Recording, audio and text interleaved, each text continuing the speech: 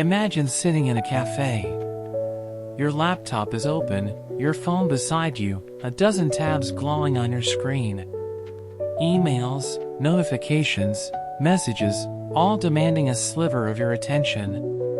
You tell yourself you're being productive, that multitasking is the mark of efficiency. But deep down, there's a quiet fatigue. A sense that you're busy all day, yet somehow, nothing truly moves. This is the modern condition, a life of constant connection and constant distraction. We check, refresh, scroll, and switch over and over until our mind becomes fragmented. In this new world of endless noise, Cal Newport invites us to rediscover something ancient yet revolutionary, the ability to work deeply. Deep work, he says, is not about doing more. It's about doing what matters, with undivided attention. It's the ability to focus without distraction on a cognitively demanding task. And in today's world, that ability is as rare as it is valuable. As you listen to this story, imagine yourself stepping out of the crowd, walking away from the buzz, into the quiet space where true creation happens. Because what you're about to hear is not just a productivity philosophy. It's a manifesto for reclaiming your mind, and, ultimately, your life. Chapter 1: Deep Work is Valuable. To understand deep work's power, Cal Newport takes us to a world many people never see, the world of those who produce rare and meaningful results. He introduces us to Carl Jung, the brilliant psychoanalyst who, at the height of his fame, built a stone tower on the edge of Lake Zurich. No electricity. No distractions. Just stone walls, a wooden desk, and silence. It was here, in that solitude, that Jung developed some of his most groundbreaking ideas. Jung wasn't escaping the world. He was building a sanctuary, a place where his thoughts could grow roots. Newport reminds us that this level of depth is not exclusive to geniuses. Look at Bill Gates, who used to think weeks, days spent alone in a cabin, reading papers, thinking big thoughts, and shaping Microsoft's future. Or great writers, scientists, and artists, all of whom understood that deep, undistracted focus is the only path to original work. But why is it so valuable today? Because we live in a world where shallow work dominates, endless emails, meetings, and notifications. Tasks that keep us busy but never bring us closer to mastery. Meanwhile, the economy increasingly rewards those who can learn complicated things quickly and produce at an elite level. This is what Newport calls the two core abilities for thriving in the new economy. The ability to master hard things. The ability to produce at an elite level, in terms of both quality and speed. Deep work makes both possible. It's the mental mode that allows a craftsman to build something meaningful, whether that's a mathematical proof, a design, a strategy, or a story. But here's the paradox: while the world rewards depth, it also aggressively discourages it. Our tools, social media, email, smartphones, are built to capture our attention, not to preserve it. And the more we indulge them, the shallower our work becomes. Newport doesn't preach against technology. He simply invites us to question the cost of constant connectivity. Because every time we check, switch, or scroll, we fracture our mind's ability to go deep. And in doing so, we trade long-term value for short-term stimulation. So, if deep work is the path to mastery, then learning to focus deeply isn't just a skill. It's a form of economic survival. In a sea of distractions, the one who can focus wins. Let that sink in for a moment. The world isn't suffering from a lack of information, it's drowning in it. But those who can go deep will find clarity amid the chaos. Chapter 2: Deep Work is Rare. Now, let's walk deeper into Newport's argument. If deep work is so valuable, why doesn't everyone do it? The answer lies in our culture. Our modern workplaces, open offices, chat tools, constant availability have normalized shallow work as the default. Busyness has become a badge of honor, and distraction has become the norm. We praise those who respond to emails instantly, who attend every meeting, who seem always on. But what we rarely see is that this culture punishes deep thinkers, those who take time to disconnect and reflect. Because to go deep often looks, from the outside, like doing nothing. Newport tells the story of knowledge workers trapped in the busyness trap. Managers, employees, even creatives, all caught in a loop of checking, replying, updating, repeating. We mistake activity for progress. And in doing so, we train our brains to be shallow. Technology companies understand this. They design platforms that reward quick hits of attention, likes, notifications, small bursts of dopamine that keep us coming back. Each time we indulge them, we reinforce the habit of switching rather than sustaining attention. Over time, this constant fragmentation weakens our ability to focus. We become like athletes who never train their endurance, able to sprint, but never to go the distance. Deep work, on the other hand, demands practice. It's like a muscle. And just like any muscle, it atrophies when neglected. Newport argues that organizations unknowingly create environments that make deep work almost impossible. Policies that encourage constant communication, open office plans, and digital multitasking undermine the very concentration that produces value. Even worse, most people don't realize how much this costs them in creativity, insight, and fulfillment. But the tragedy isn't just professional, it's human. Because the more distracted we become, the harder it is to connect deeply with anything, our work, our relationships, our own minds. When was the last time you sat down to think, truly think, for more than an hour without interruption? If that sounds foreign, it's not your fault. You've been conditioned to avoid silence. And yet, it's in that silence where breakthroughs live. Newport's message is gentle but firm. If you don't cultivate the ability to work deeply, you're at the mercy of those who do. In a shallow world, depth becomes a superpower.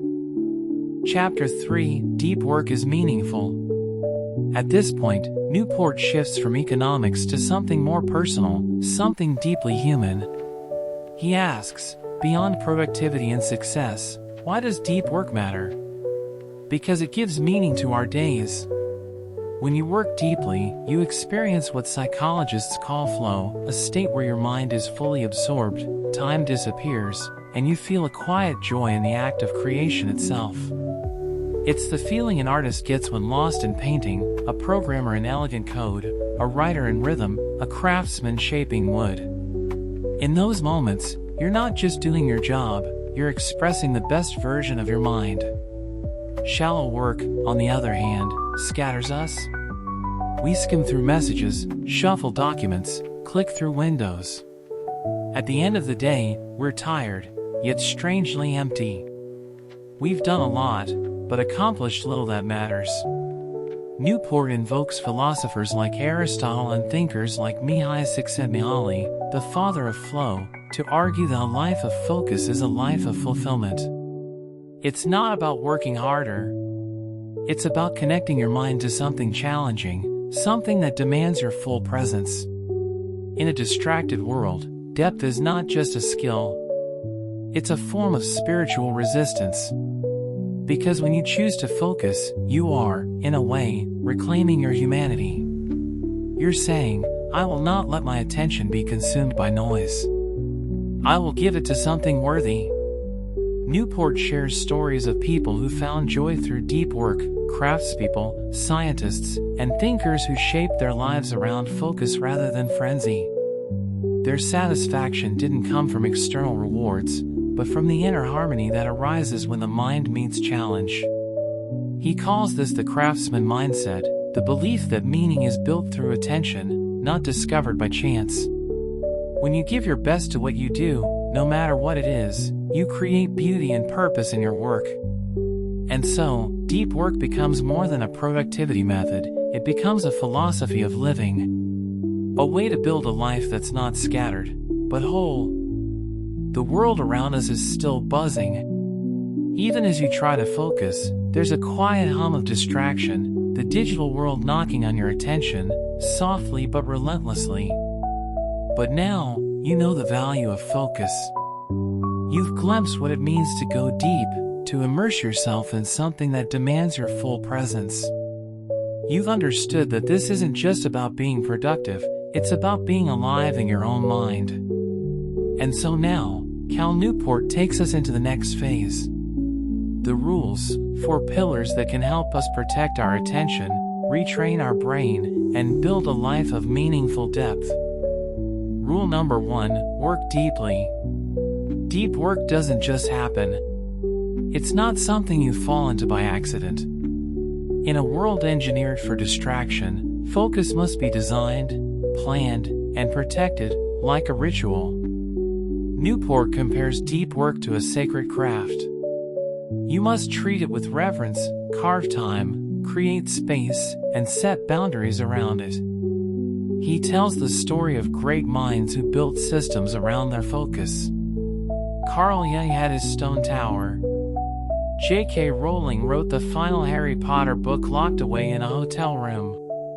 Even modern entrepreneurs like Bill Gates take long, isolated stretches of time, not to relax, but to think. The lesson is clear: to go deep, you must build rituals that reduce friction and guard your concentration. For some, it's about a fixed schedule, waking early, working in defined blocks, eliminating all digital noise.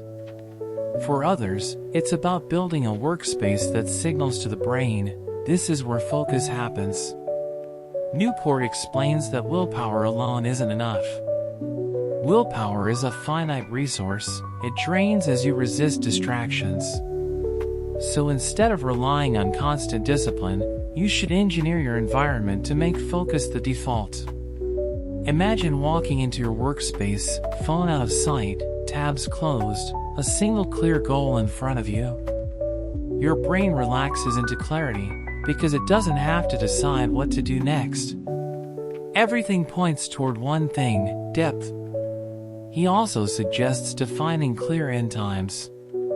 Because focus thrives on boundaries, when you know work ends at 5 p.m., your brain is sharper before it. When work has no edges, attention blurs into exhaustion. And finally, Newport encourages embracing rituals of transition, small actions that signal you're entering or leaving deep work. It might be brewing a cup of coffee, lighting a candle, or simply taking a deep breath before diving in. It sounds small, but it conditions your mind to shift from chaos to clarity. Reflect for a moment. What would your ritual look like? What time, what place, what boundary would you create to honor the craft of focus? Because deep work is not just what you do. It's who you become when you do it. Rule number 2, embrace boredom. This rule feels almost rebellious. In a culture that celebrates stimulation, Newport tells us, learn to be bored. Why? Because your ability to concentrate is like a muscle. If you never let it rest, if you constantly switch to the next hit of novelty, that muscle weakens. So when you feel the itch to check your phone, to scroll, to escape a moment of stillness, that's the exact moment your brain is begging for training. Newport's advice is simple but powerful. Don't take breaks from distraction. Take breaks from focus.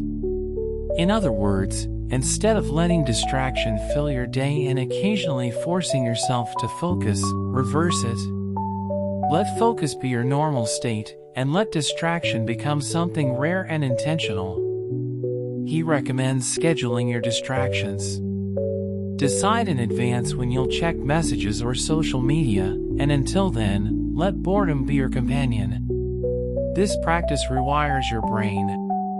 When you sit through boredom, your mind learns to sustain attention, to resist the constant pull of novelty. Over time, silence becomes fertile again, a space where ideas grow.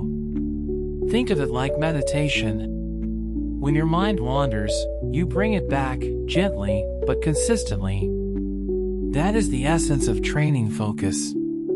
Newport reminds us that great thinkers throughout history have embraced solitude and monotony as fuel for depth. Nietzsche once said, "He who cannot give himself solitude is enslaved."